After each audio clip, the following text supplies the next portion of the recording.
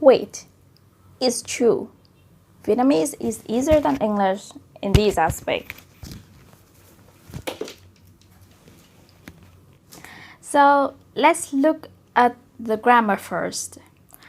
Vietnamese questions follow the same word order as the answer.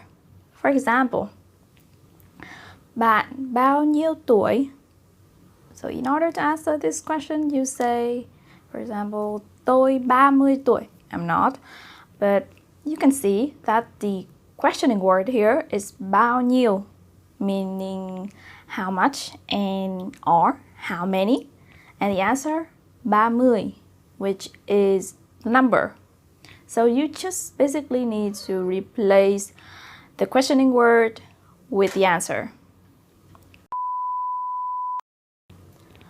Another example can be anh làm việc ở đâu? Tôi làm việc ở nhà sách. So now, the question is đâu, where, and the answer nhà sách, bookstore. But not only the word order, you can also notice that there is no auxiliary verb.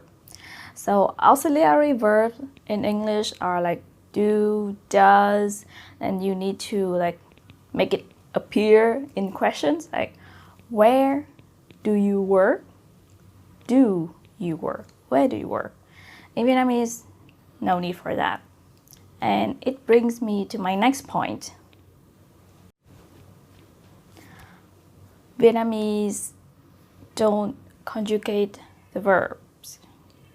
So, for example, tôi đi, anh đi, chị đi, em đi, chúng ta đi, cô ấy đi, anh ấy đi. So, just the same verb as đi.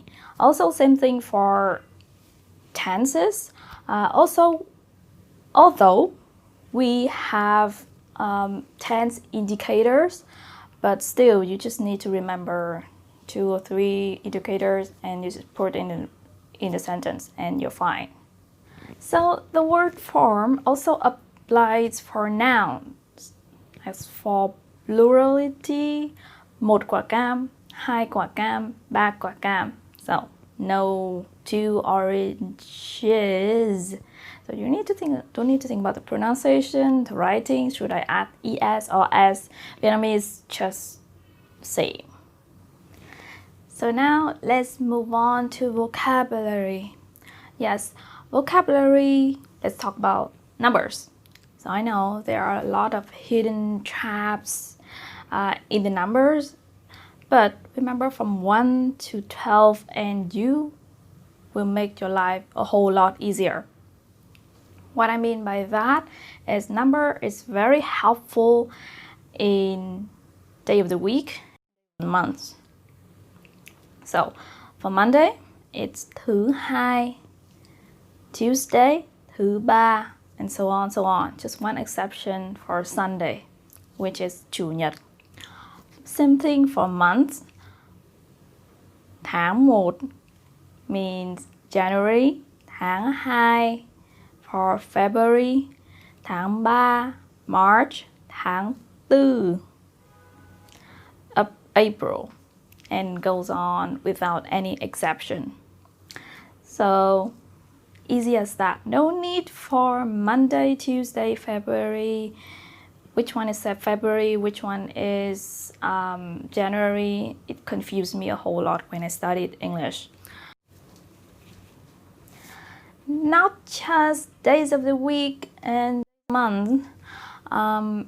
In Vietnamese, there are a lot more compound words than you think. So you might already know tủ lạnh, which means fridge. But did you know about máy vi tính? Micro calculation machine? Can you guess what it means? It means computer. Not just that, for example, this one. Gấu bông. Cotton bear. That's for teddy bear. Gấu bông. By the way, if you happen to be a Chinese speaker, then I also made a video on the Vietnamese word which are of Chinese origin. Yeah, please check it out. I hope you like it. Finally, pronunciation / listening and comprehension. Now, I know Vietnamese, we have a lot of tones and sometimes it's a little bit of nightmare, but once you get a hang of it, then pronounce a word is no difficulties. So you see a word you don't know, see it how it's spelled, then you can pronounce it exactly the way it is and ask your friend, what does this mean? And vice versa. When your friend tell you a word that you don't know, you can easily look it up in the dictionary. So this is nothing like the nightmare I had when I learned English. Though, drought, enough, a lot more. Yes. So same writing, but in English, they pronounce completely different. So that in Vietnamese, that's what makes it easier than English. That's it for today. I hope I didn't miss anything. But if I did, please leave it down in the comment. I love to hear from you. See you next time.